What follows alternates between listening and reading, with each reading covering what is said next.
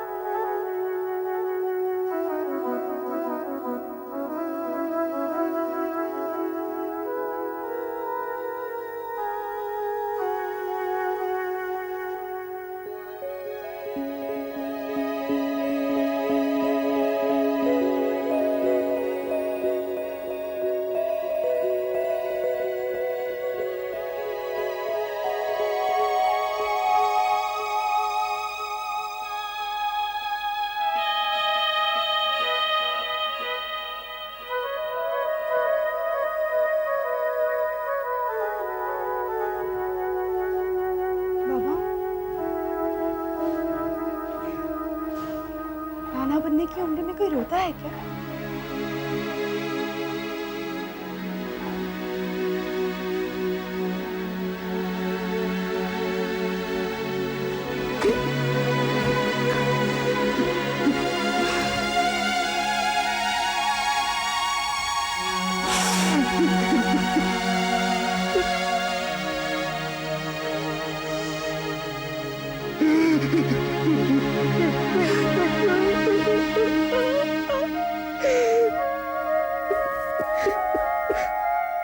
और एक बात, आप मेरी मां पर कभी हाथ नहीं उठाएंगे।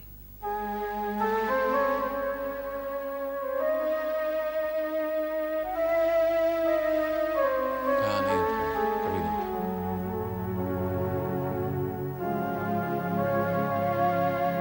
और मालविका ने आपके साथ इतने दिनों तक जो बुरा व्यवहार किया है उसे आप भूल जाएंगे, माफ कर देंगे?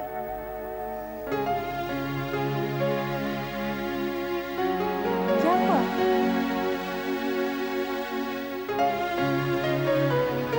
चलो, ये भी मंजूर है।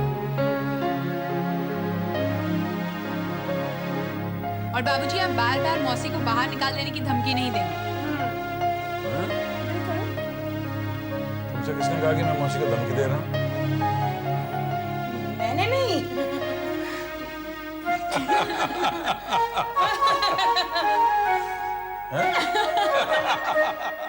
समझ में नहीं आता कि इस नैना की जिंदगी में इतने दुख क्यों भरे पड़े हैं। उस बेचारे की शादी में इतनी बाधाएं आ रही हैं। स्नेहलता तो बिल्कुल टूट चुकी है। हाँ, उस दिन मैंने गोविंद जी से भी फोन पे बात करने की बहुत कोशिश की। उनकी बातों से लग रहा था कि ये प्रॉब्लम सॉल्व नहीं होगी। He was talking like a defeated man. नैना की बात को लेकर रेनू भी बहुत परेशान है। हाँ, कह रही थी मुझसे भी। इनफैक्ट मुझ पे तो बहुत बिगड़ रही थी वो। क्यों? अरे वही रणवीर जी की शादी वाली बात को लेकर कह रही थी कि पापा आप जानते थे कि वहाँ क्या होने वाला है, फिर भी आपने मेरी खिंचाई की। फिर क्या, मैंने तो कह दिया भाई तुम्हारी मम्मी ने मुझसे कहा था इसलिए मैंने नाटक किया। किशोर, तुम भी? अरे तुमने नाटक बखूबी निभाया। अरे क्या एक्सीलेंट परफॉर्मेंस किया तुमने। मुझे तो वाकई लगने लगा था कि तुम कहीं कोर्ट वोर्ट तो नहीं जाती हो। बोलो मत, कॉलेज के ड्रामा कॉम्पिटिशन्स में बहुत सारी ट्रॉफियां जीती है मैंने। अच्छा, तो अच्छी बात है ना। कल अगर तुम्हारी वकालत बंद हो जाती है तो तुम टीवी सीरियल्स में काम कर सकती हो। वैसे शक्ल भी तुम्हारी बुरी नहीं है। किशोर, अच्छा सुनो, मुझे तुमसे एक जरूरी बात करनी है। कहो। पिछले हफ्ते हमारी कंपनी ने एक चैरिटी शो ऑर्गेनाइज किया था, तो उसमें एक स्पॉन्सर्स थे शुक्ला इंडस्ट्रीज। इस शुक्ला इंडस्ट्रीज के मालिक हैं मिस्टर वीरेंद्र शुक्ला।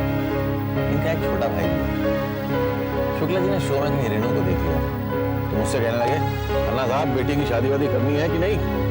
फिर क्या, वही तो मैं तुमसे पूछ रहा हूँ कि रेणु की शादी की बात चलाओ शुक्ला जी से। रेणु से पूछ लेते तो। हाँ रेणु से तो पूछेंगे, ऑफ कोर्स, उसकी मर्जी का बगैर तो कुछ नहीं है। किशोर, पता नहीं, रेणु की शादी की बात आती है तो मुझे उसका अतीत याद आ जाता है। कहीं उसकी गलतियों की वजह से उसका भविष्य तो खराब नहीं होगा ना? बुरा क्यों सोचना, अच्छा ही सोचना। अपनी जिंदगी को बिगाड़ना या संवारना तो पूरी तरह से रेणु के हाथों में।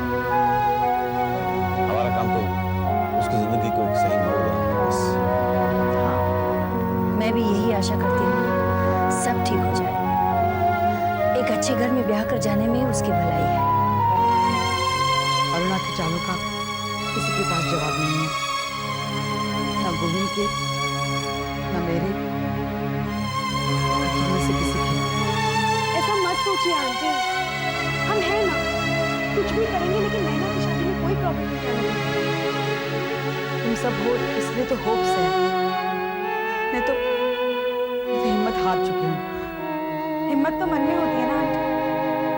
मुझे देखिए ना, इतना सब कुछ हुआ मेरे साथ, बिल्कुल टूट गई थी मैं आंटी, लेकिन संभाल लिया ना मैंने अपने आप को।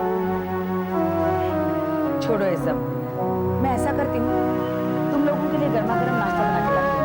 अरे नहीं मम्मा, तुम बैठो।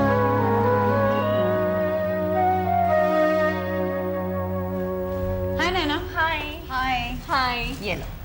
अरे ये सब क्या है? कुछ सामान है, सोचा खाते खाते गप्पे मारेंगे। अच्छा तुम लोग बैठो, मैं प्लेट्स में निकाल के लेके आती हूँ। हेलो आंटी, कैसी हैं आप? Hi aunty. रेणु, तुम कैसी हो? मैं तो ठीक हूँ आंटी, लेकिन आपकी हालत देखकर मुझे कुछ ठीक नहीं लग रहा है ना शीतल? आंटी भी वही बता रही थी, अरुणा आंटी को लेकर बहुत अपसेट है। विशु की शादी तो करेंगे ना यार, हर कोशिश करेंगे। Don't worry aunty, we will succeed, I promise. जब भी तुम लोगों का कॉन्फिडेंस देखती हूँ तब मुझ में हिम्मत आ जाती है। जब तुम लोग साथ होती हो तो लगता है कि मेरी बरसों की ख्वाहिश नैना की धूमधाम से शादी जरूर पूरी हो जाएगी। जब मैं अकेली होती हूँ और सोचती हूँ लगता है कि मैं हार गई, मुझसे कुछ नहीं होगा। नहीं आंटी, हम लोग हैं ना, हम हैं। Don't worry at all. और अब अरुणा आंटी को हम संभालेंगे। लेकिन मैं क्या कहती हूँ प्रीति, तू कुछ मत बोल, ये बहुत सीरियस मैटर है। मालविका के पास सुनते ही मैं क्या कहना चाहती हूँ। दीदी मैं जानती हूँ तेरी स्टूपिड आइडियाज कैसे होते हैं, तो shut up. Malvika, this is not stupid and this is not an idea. बस रात को जब मैं सोच रही थी ना, तो मेरे दिमाग में एक ख्याल आया। Aunty, get ready for something stupid. हम लोग मंदिर जाते। वैसे मैं कभी मंदिर जाती नहीं, मगर पूर्वी की शादी होने वाली है ना अमित के साथ, तो मंदिर तो जाना होगा। आप चल रहे हैं ना हमारे साथ? नहीं, वैसे अगर नहीं आएंगे तो मुझे कुछ फर्क नहीं पड़ेगा, लेकिन आएंगे तो अच्छा लगेगा भगवान को। मम्मा, क्या सचमुच मेरी शादी अमित से होगी? मम्मा, क्या सचमुच मेरी शादी अमित से होगी? अरे तेरा दिमाग तेरी माँ की तरह घास चढ़ने गया है क्या? लेकिन मम्मी तो कह रही है कि अरे पागल हो गई है तुम्हारी माँ। पागल के पागल खाने से फॉर्म मंगवाया मैंने। हाँ ईशान, जा फॉर्म लेके आ और उस पर इनका नाम लिख। मिस्टर गोविंद राय, उम्र 60 साल, नहीं 70 साल, नहीं 55। अरुणा, चिल्ला, आज जोर से चिल्ला, गला भी फट जाएगा, दिमाग तो पहले से फट चुका है। बातें कर रही हो तुम? चुप कर, चमचागिरी मत कर। अरे सारी दुनिया जानती है कि पूर्वी की शादी अमित के साथ होने वाली है, फिर भी इनके चेहरे को देखो। बाहर से कोई आएगा तो क्या कहेगा? कहेगा कि इनके घर में कोई मैयत हुई है। अरे ईशान, बाहर बाजार में कुछ लाफिंग गैस की तरह कुछ मिलता है, वो लेके आना और पूरे घर में स्प्रे कर देना। फिर जाके इनके चेहरे पे हंसी आएगी। और नहीं, सारी दीवारें हंसेगी, लेकिन इनका चेहरा तो वैसे की वैसे ही है। अरुणा, भगवान ने जबान दी, इसका मतलब ये नहीं कि जो भी मन में आए बट दो। ठीक है, आज से मैं कम बोलूंगी, तुम्हारी स्नेहलता की तरह छोटी छोटी सेंटेंस में बात करूंगी। अरे क्या, उसकी बोलती तो आज से बंद ही हो चुकी है। वो मुझे ताज्जुब होता है, I mean I am curious to know, आप एक दूसरे से बात कैसे कर लेते हो? ऐसे? मम्मा, तू चुप, कहाँ जा रही है तू? रुक जा। अरुणा, एक बात याद रखना, हर किए की सजा इंसान को यही भुगतनी पड़ती है, इसी जन्म में। हाँ बोल। शीतल, तू चाय निकाल, मैं प्लेट्स निकालती हूँ। चाय तो अभी बनी भी नहीं।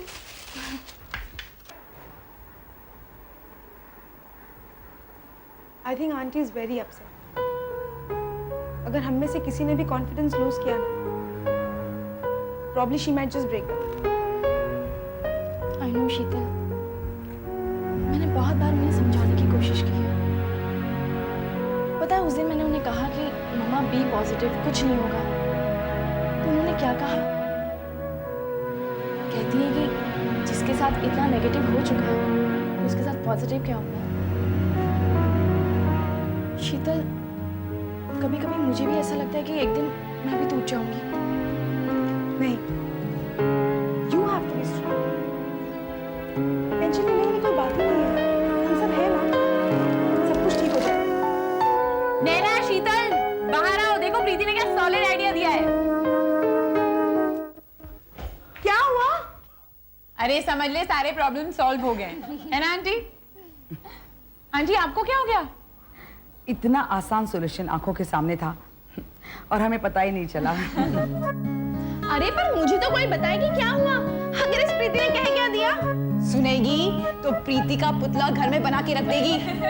इतना समझ कि तेरी और अमित की शादी कोई नहीं रोक सकता। हाँ, लेकिन बताओ तो सही कि प्रीति ने कहा क्या? मैंने कहा था नैना फिट नहीं है अमित के लिए, लेकिन नहीं, पूर्वी अमित को चाहती है, इसमें मैं क्या कर सकती हूँ? यही कहा ना उसने, इसीलिए मैंने जिद पकड़ ली, कन्यादान मैं ही करूंगी।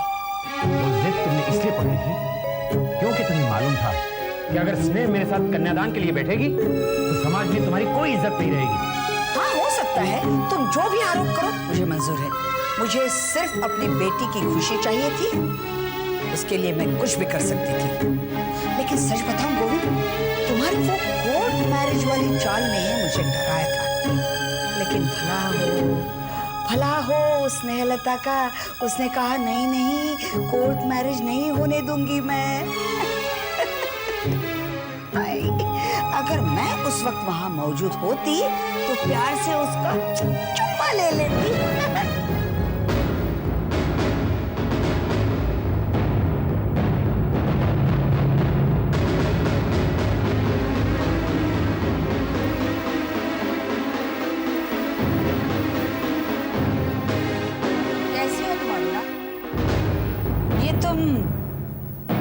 गलत जगह कैसे आ गई? गलत नहीं, बहुत सही जगह आई। न्योता देने आई अपने पति को। 27 तारीख को नैना की शादी है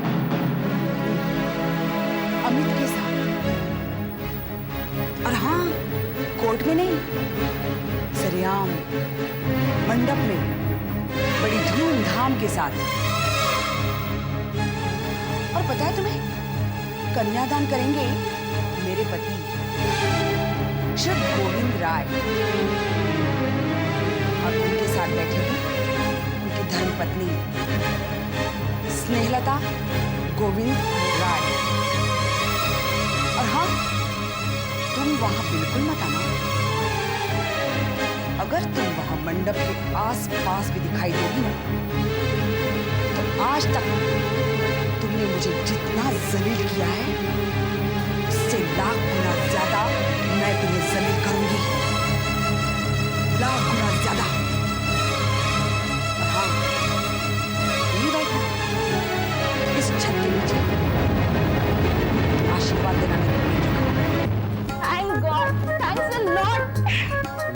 गई हो? Everyone crazy? Yes, I've gone crazy. अरे अरे क्या कर रही हो? घर में मम्मी पापा है तुम। तो क्या हुआ?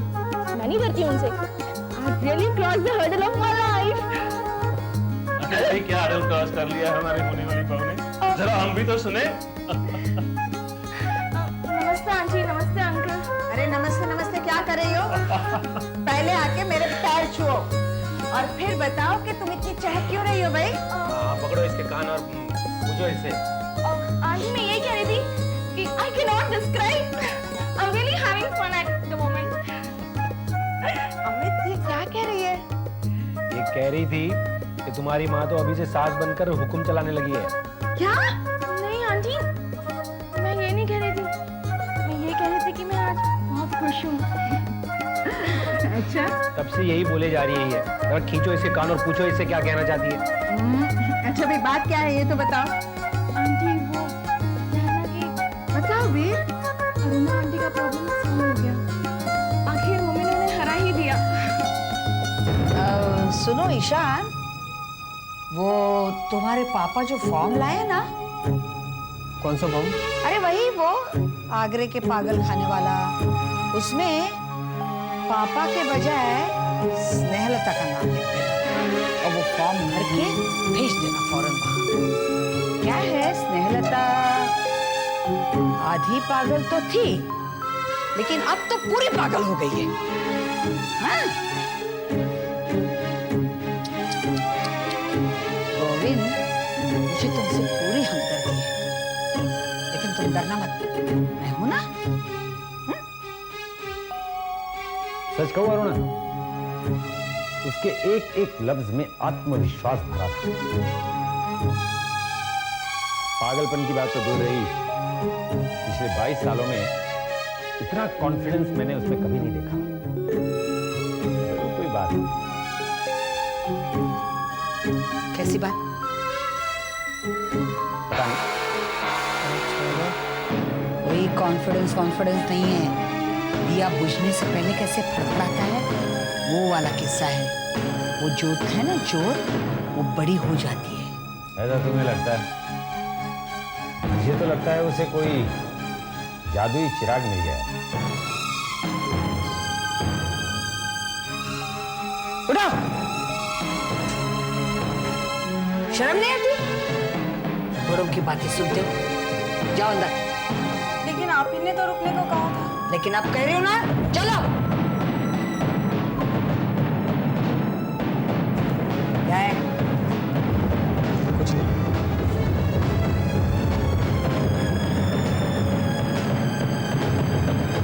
क्यों परेशान हो? नहीं तो लो पसीना पोंछ लो. परेशान कुछ नहीं हूं मैं. ऐसा कौन सा जादुई चिराग है जिसे पाने के बाद स्नेहलता ये सब बोल के गई मुझे?